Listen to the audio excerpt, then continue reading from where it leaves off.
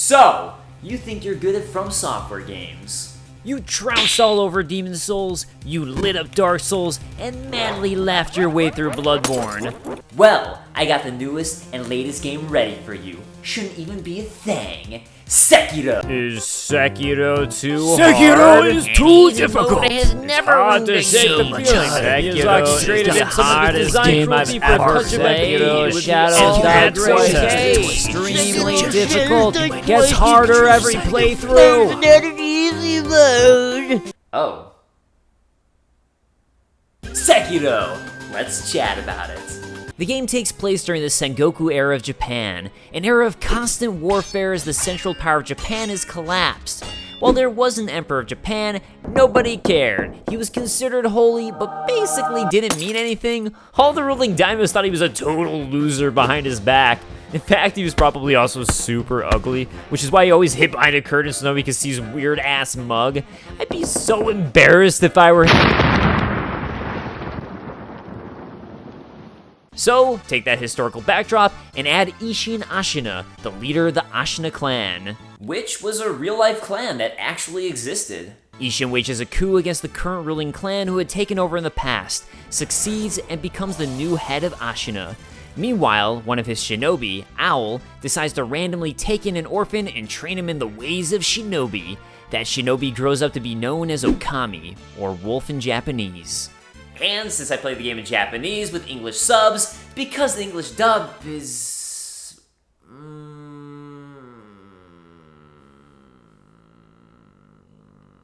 I'm going to call him Okami. Around 17 years later, Okami becomes shinobi to Lord Kuro, a little boy born with the dragon's heritage, making him invincible and unable to die. He's told by Owl to always obey the shinobi's iron code. Number 1, always obey the father. And number 2, after their father, they must always obey their master. So, with that, the game begins.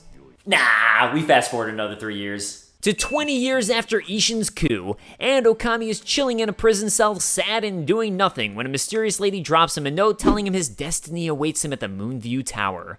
So you gain control of Okami, and...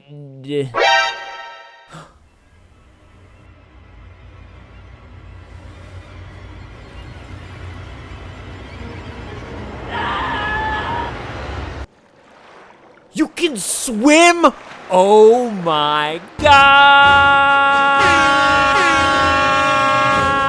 Finally! It's just like real life!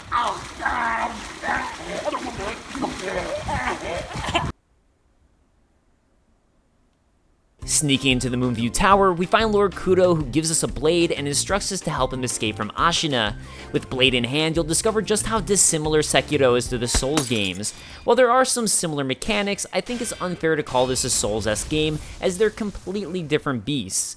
Soulsborne games heavily emphasize playing smart and methodically, as your character had a stamina meter which you always had to pay attention to, as you could neither dodge nor attack if this was depleted.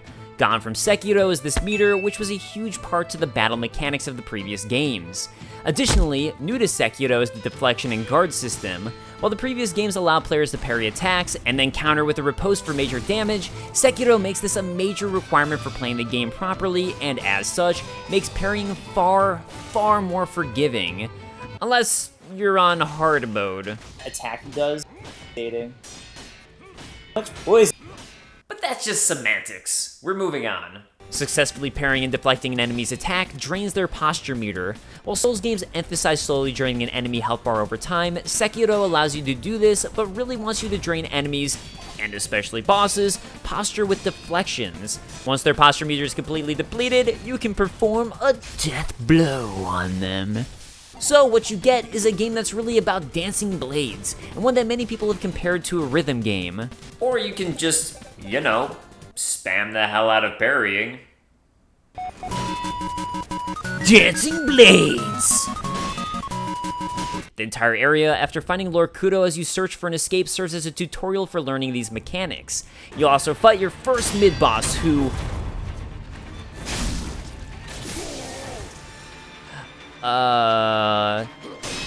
Yeah, I just deathblowed you. Thought we talked about the rules beforehand.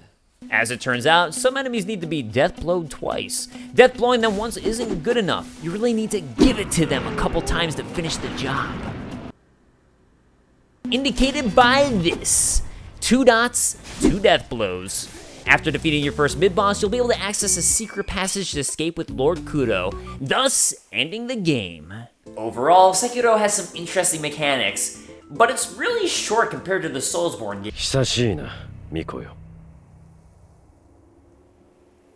叔父上の墓前以来か。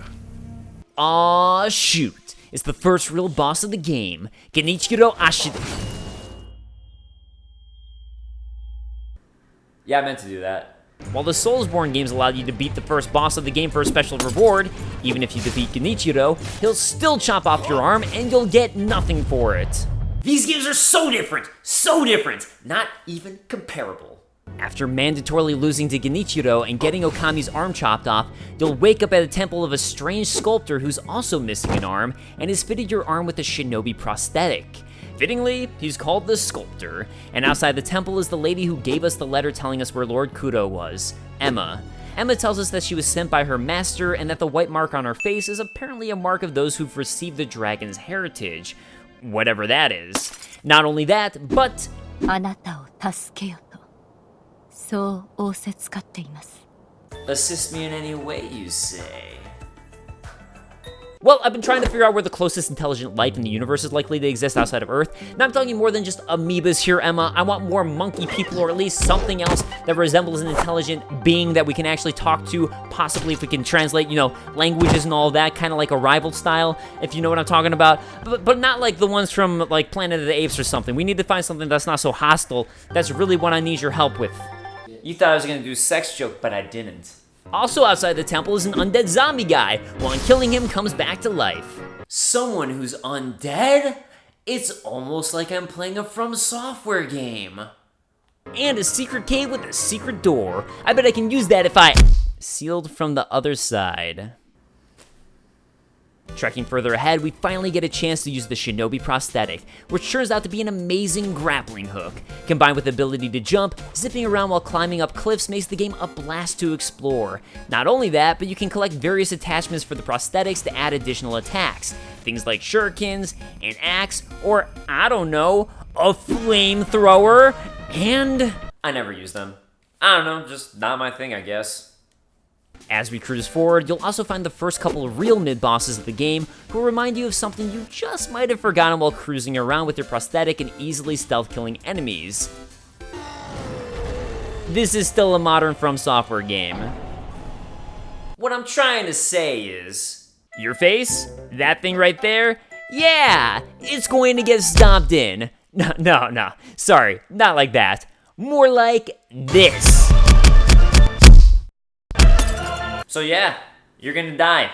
And when you die, it turns out you'll be able to resurrect. If you recall the dragon's heritage you have, well, it allows you to resurrect and come back to life. One time. You can't just repeatedly die. I mean, come on! How greedy are you? If you die for real, you'll return to a sculptor's idol, lose half of your money, and lose half of your experience points that haven't become a level. Furthermore, die for real enough times and you'll cause the spread of dragon rot. Another side effect of the dragon's heritage where you draw on the life force of others to come back to life, and kinda, sorta, make them super sick and about to die by doing so. In other words... It actually doesn't matter, pretty much at all. And I'm not some psychopathic crazy asshole. I mean, usually. If a character is sick, you won't be able to continue their specific optional quest line, which a lot of characters don't have anyways. But they never die, no matter how long and bad you let the dragon rot get. So... Time to start a plague. So, as I mentioned, you'll probably end up dying a lot to these mid-bosses, especially your first time through the game.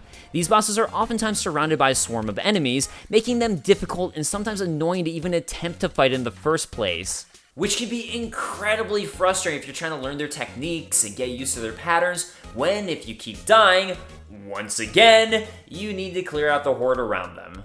Additionally, you'll get this tutorial when fighting the chained ogre for the first time.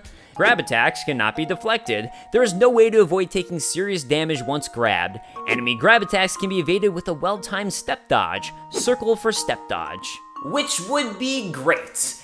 Except, Step dodging doesn't work on the I don't want to get demonetized or ad restricted. fucking chained ogre. It works on most enemies, but not this one. Jumping is a far better solution, and I ended up stuck on this boss for an hour my first time fighting it because of how garbage this advice was. Sekiro, a game that's hard because of bad tutorials. Okay, fine, it was only one bad tutorial. But it was a really bad one. For defeating the chained ogre, you'll gain access to your destination of Ashina Castle, and on the way find the most important lore item of all. That's right, a monocle. Now I can get sweet, sweet lore video footage. I'm using it. She saw orangutan eating a rice ball and stared at it as starving as she was. Feeling bad for her, orangutan fed her his rice ball. The bridge to access Ashina Castle is down, so you'll have to go through a hidden back entrance to sneak in that involves going through a cave with a giant snake. Who's kind enough to dye your hair red? Thanks, Snack! This back entrance leads to the main gate, which is guarded by...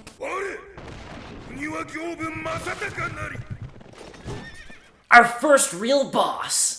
Who's actually easier than all the mid-bosses so far? I mean, was he really a boss? He can't be all that important. まさに鬼行部。あのお方がおれば、アシナもまだまだ安泰よ。 Let's just not tell them he's dead. Maybe they won't notice. With Yobu's defeat, Ashina Castle is now open to us, and this is when the game truly opens up. On the way to Ashina Castle, you can find an old lady who gives you a bell allowing you access to an optional area 3 years in the past via a Buddha statue. The main thing worth noting here is that you're killed by a mysterious backstabber after protecting Lord Kudo, and Lord Kudo is the one who gives you the dragon's heritage by giving you his dragon's blood. In other words, this is why he's called the Divine Heir, and his blood is capable of giving someone, essentially, immortality, which he also has. Meanwhile, while the areas around Ashina Castle aren't optional, you can now choose which area you'd like to tackle first, whether it be the Buddhist temple gone awry of Senpo Temple, the Ashina Depths where the hidden Mibu fishing village lies, the Sunken Valley which is partially blocked off but allows you access to attempt the gun fort filled with snipers, or sneaking into Ashina Castle itself where Lord Kudo is stowed away by Genichiro.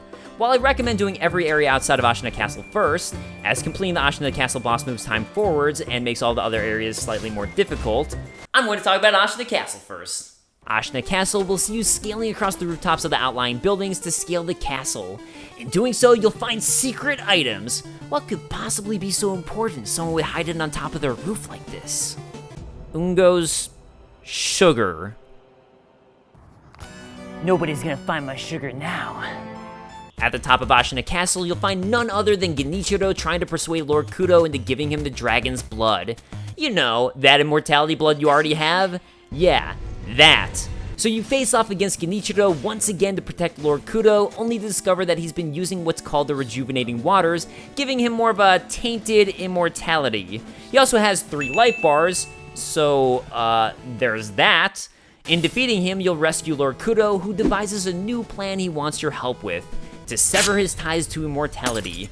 From what he's seen, he believes this corrupts men, and your new quest is to travel to the various outlying regions to get what you need in order to travel to the Divine Realm, where you can get the Dragon's Tears, allowing you to accomplish this. Also, you'll learn that Emma is here, and is Ishin Ashina's doctor. You know, the guy who staged a coup and is currently the head of Ashina? Yeah, that guy! Ishin has also been masquerading around Ashina as a Tengu, murdering everyone who secretly opposes Ashina. Not only that, but it's Lord Ishin who will give Okami his nickname of Sekiro, essentially meaning one-armed wolf, which the game is named after. In Lord Kudo's room at the top of Ashina Castle, you'll also find another one of those secret doors, which is apparently called a shinobi door. This time, you'll actually be able to use it, which will immediately return you back to the beginning of the game and the sculptor, which is cool, but ultimately kinda useless as you can just warp anytime you want in this game. Although, it does make sense for how Emma has been at both the sculptor's area giving you advice, and immediately back at the top of Ashina Castle. Wait a second. So if this shinobi door was already there, and Emma knew about it and clearly used it, She Could have just told me? From the start! And then Ishin's plan to have me save Lord Kudo had me literally murdering my way through all their top generals to get to Lord Kudo. And look, I get that it's a secret passage to the top of the castle, so you probably shouldn't tell a random shinobi about it. But it's worth noting that this entire time, Ashina is on the verge of another major war from the Interior Ministry. And remember the famed General Gyobu, who all the guards think will prevent any enemy from entering the castle? Dead! That chained ogre Ashina was keeping locked up for his enemies? Dead! The blazing bull they were going to use to rampage on the Interior Ministry? Dead! General Tenzin Yabu? Dead! Dead! Guess what, Ishin? Emma? Your plan sucks! Back to Lord Kudo, the first thing we need is the Mortal Blade, which will allow us to actually cut Lord Kudo and make him bleed, as a normal sword can't. This will take Sekiro to Senpo Temple, where the Buddhist priests have been sipping a bit too much of the rejuvenating water juice, if you get my drift. At the very least, it did wonders for their skin. In their infinite wisdom, they attempt to create a divine heir of their own by experimenting on children, resulting in all of the children dying, except for one, the divine child who gives Sekiro the Mortal Blade. Next up, we need a rock. Well, those are hard to come by. This rock can be found in Mibu Village, which can only be accessed by passing through the Ashina Depths. This can be found at...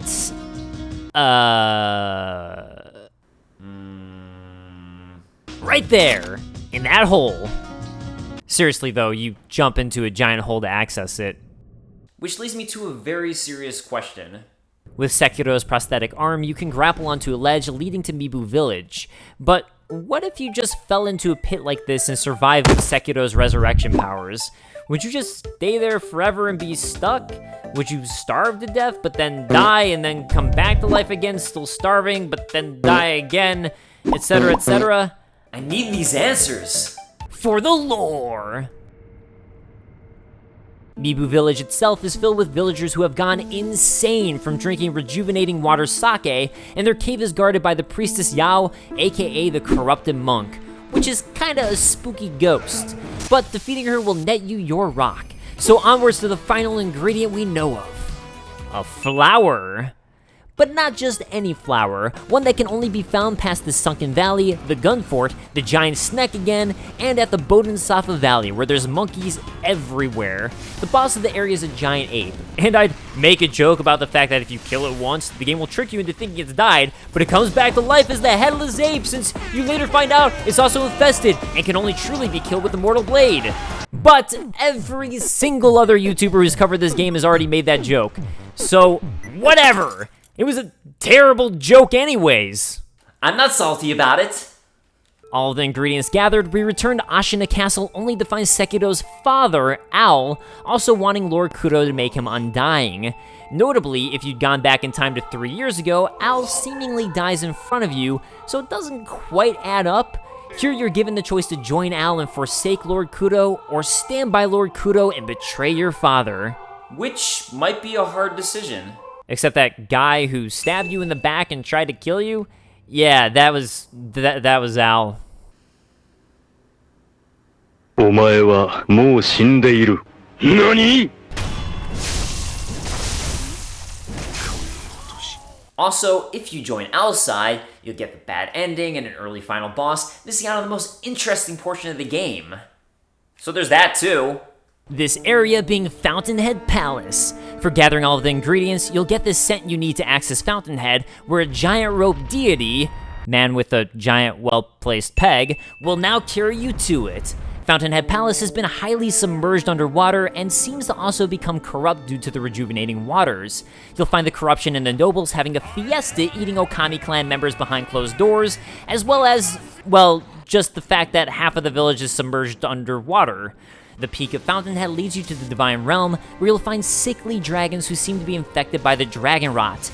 And, better yet, you'll meet the Divine Dragon of the Everblossom. The dragon emerges from a sakura tree, likely the Everblossom, and is missing an arm, which is probably why his fellow dragons seem to have Dragon Rot. And for more on that, check out my story lore video, because this video is already way too long, so click on that, or later on, because you can't click on them since YouTube annotations don't exist anymore. For beating up on the Divine Dragon, you can cut its tear ducts to obtain the Divine Dragon's tears, allowing you to sever the ties of immortality for Lord Kudo, but basically by murdering him. But the game ain't over yet. There's a final boss left. Lord Genichiro, once again, for a third time. This time he only has one form, so it's not too bad to take him out. He'll lament that he did it for Ashina, and... Lord Ishin? I thought you died of his sickness, you Tengu bastard! Oh,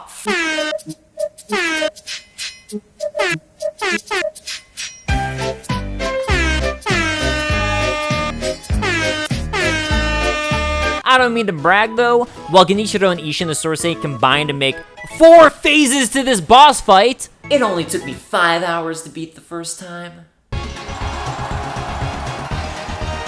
to be real, I'm not one to complain about challenging games. Hell, I make levels like this in Mario Maker and laugh as I watch my friends suffer. But I've never personally been a fan of mandatory boss rush modes. No matter what game, and no matter how much I love it, like the Mega Man series, these are usually my least favorite portions of a game. And when a boss fight has more than 2 phases, and especially 4, that's really what it starts to feel like to me. This is super subjective, and I'm not saying it's bad. I'm not saying it's bad! Calm down! No, you calm down! It's just not for me. And look, I got to the point where in subsequent playthroughs, I could pretty reliably win this fight within 3 attempts, and it did get more fun as I improved. But overall, it just wasn't my thing.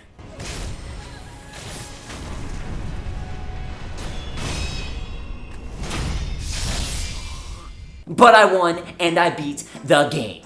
And I killed Lord Kudo my first time playing, because I accidentally missed the full side quest you can complete for 2 other alternate endings, with one in particular actually being an overall happy and hopeful ending. Whoops.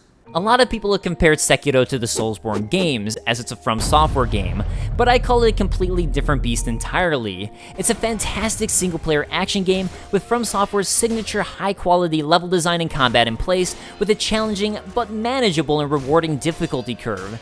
And while people commented on its difficulty when it first released, and in many ways it is more challenging than the Souls series, at the end of the day, it's just different. And similar to Souls, it's really a game about mastering the techniques with a true difficulty curve and learning how to properly play the game. Once you do that, it really isn't that bad, and subsequent playthroughs had me realizing just how much better I'd gotten at the game simply by really understanding its fundamentals and how to deal with various situations. Anyways, I have an important date that I have to get to later.